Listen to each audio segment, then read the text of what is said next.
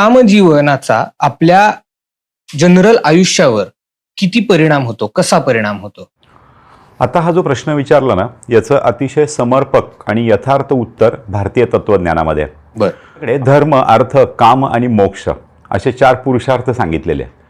आणि असं म्हटलं जातं की ज्यांनी हे पुरुषार्थ प्राप्त केले त्याचं मानवी जीवन धन्य झालं.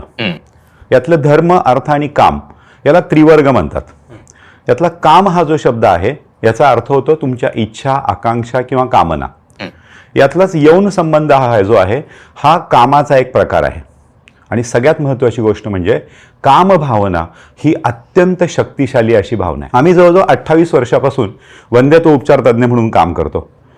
एवढे वर्ष काम करताना असं लक्षात आलेलं आहे की अनेक लैंगिक समस्या, वंध्यत्व, मनोशारीरिक आजार ज्याला आपण सायकोसोमॅटिक डिसऑर्डर म्हणतो, अगदी पोटाचे आजार असतील, पचनाचे आजार असतील, IBS आहे, क्रोन्स डिसीज आहे, या सगळ्या आजारांचं मूळ जे आहे ते अतृप्त कामजीवनामध्ये.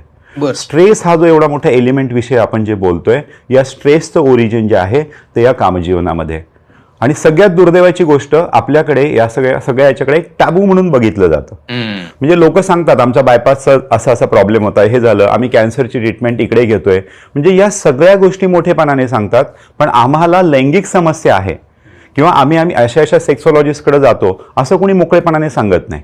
म्हणजे अगदी त्या सेक्सॉलॉजिस्टकडे जाऊन त्यांना फरक जरी पडलेला असेल तरी पण मोकळेपणाने सांगत नाही. आणि खरं तर या विषयावर बोललं जात नाही, हाच मोठा प्रॉब्लेम आहे. आणि याच्यामुळे समाजामध्ये अनेक गंभीर क्लिष्ट समस्या निर्माण होत चाललेल्या आहेत.